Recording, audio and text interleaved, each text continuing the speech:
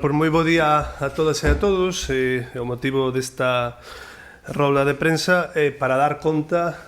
para presentar a nova imaxe institucional e o novo manual corporativo institucional do Concello de Outes. Bueno, o obxectivo que perseguimos, pois desenvolvendo este novo manual de imaxe corporativa, esta nova imaxe corporativa do Concello non é outro que, en primeiro lugar, armonizar, ordenar e homoxeneizar a imaxe que transmitimos dentro do Concello, a imaxe gráfica, a imaxe institucional do Concello de Outes cara fora, posto que o noso Concello carecía dun manual que de alguma maneira ordenara todo o que ten que ver con esta imaxe institucional, e era necesario para evitar que ao final houbera varios escudos, que houbera varios tipos de letras incluso, en definitiva, necesitábamos un documento que homoxeneizara a nosa imaxe institucional. En segundo lugar, o segundo obxectivo é adaptarnos aos tempos. Eu creo que un concello que quere comunicar de mellor maneira coa cidadanía, que quere ser un concello vivo, ten que ter unha imaxe gráfica, unha imaxe institucional adaptada aos tempos, moderna, visual. Iso era o que pretendíamos, E iso foi o que se fixo con este traballo, un traballo que ademais desenvolveu un profesional local, Ismael Calvo, que se dedica justamente ao traballo de deseño gráfico, e que ademais, como non podía ser de outro sitio tamén, bebe da propia imaxe tradicional que tiñamos e que temos no Concello. O escudo como tal vai seguir existindo, pero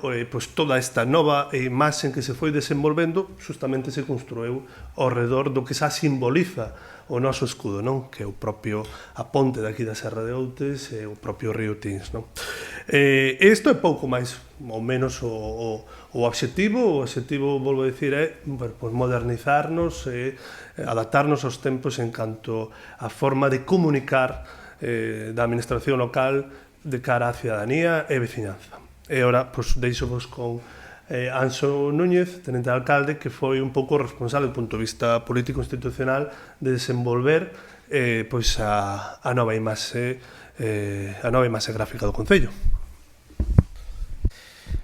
Ben, bo día. Para min, como tenente alcalde e concelleiro de comunicación, hoxe penso que é un día importante para esta institución, para a administración pública, posto que é unha institución que conta con séculos de historia. Como todas as entidades, o Concello debe evolucionar cos tempos e adaptarse á realidade que o rodea. A imaxe institucional que sempre definiu o noso Concello caracterízase en dous elementos principais: a ponte e o río Tins. Nos últimos tempos é evidente, como comentaba o alcalde, que a ausencia dun manual de identidade institucional, así como a carencia dunhas indicacións básicas para o uso da nosa imaxe, é un problema para visibilizar a seriedade desta institución, así como supón un obstáculo na mellora da comunicación coa cidadanía. A renovación de imaxe institucional co seu manual é imprescindible para avanzarmos nunha administración pública actualizada aos tempos actuais, que aposta na mellora das comunicacións e fai un esforzo maior na transparencia activa de cara aos cidadáns, co obxectivo justamente de mellorar a comunicación coa cidadanía, adaptar a linguaxe visual que emprega o Concello aos estándares contemporáneos e armonizar a estética, posto que isto é moi importante nas comunicacións que emite esta administración, fixemos justamente o rediseño e a elaboración deste manual de imaxe institucional do Concello de Outes. A nova imaxe institucional quere ser justamente un reflexo da historia do noso Concello, mais sempre adaptándoa aos recursos comunicativos que nos rodean hoxe en día. E por iso, polo que reflexa esta ponte, é o río Tins no seu deseño. Faino cuns trazados limpos, sinxelos, que son visiblemente recoñecibles para todo o mundo dun simple vistazo, cousa que non pasa co escudo, porque conta con moitos máis elementos e cun deseño máis complexo, e a través deste redeseño e deste novo manual suporá, máis aló dos beneficios evidentes, un aforro á longa, posto que deixará claras as pautas na comunicación gráfica que emite o Concello. Nos seguintes meses e isto eu penso que tamén forma parte de maneira importante, o Concello vai lanzar outras iniciativas e melloras no eido da comunicación que van supoñer un cambio importante. Por un lado, imos a proceder cun redeseño integral da página web, vamos a facer unha página web nova para mellorar tanto na accesibilidade como nos contidos que se publican a través dela, e vamos a lanzar unha nova aplicación móvil para todas as plataformas para que os veciños coñezan de primeira man as noticias e toda a información necesaria que publica o Concello, mais tamén para mellorar nos dous sentidos a comunicación. É dicir, a través desta aplicación vaise poder informar o cidadán das iniciativas que fai o Concello, pero tamén vai poder informar o cidadán ao Concello daquelas propostas, preguntas e incidencias que acontezan no territorio ou que queira chegar á corporación e ao goberno de Outes. Eu quero recalcar a importancia do que estamos presentando hoxe. Seguimos a pauta histórica do noso Concello, a representación de dous elementos fundamentais na identidade colectiva do pobo de Outes. Facemos o primeiro manual de identidade visual do Concello e armonizamos as comunicacións visuais, que era un traballo pendente e que, dende logo, nos vindeiros meses e ao longo dos anos, a cidadanía vai saber apreciar e vai saber claramente a mellora que isto supón. E, como dicía, tamén un alcalde, para nós é un orgullo e un placer contar con un diseñador con deseño 100%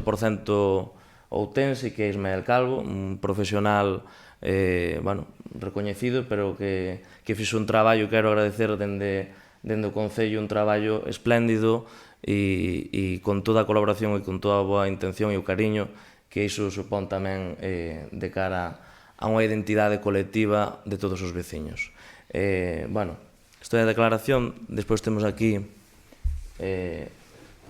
unha recopilación do que foi a evolución gráfica do Concello, non? Comezamos co que foi o primeiro símbolo, que daquela nin siquiera se entendían como escudo, non? Era un carimbo que o empregaba o Concello arredor no século XIX. Non temos unha data concreta, posto que a documentación é complexa, porque se empezou a usar de maneira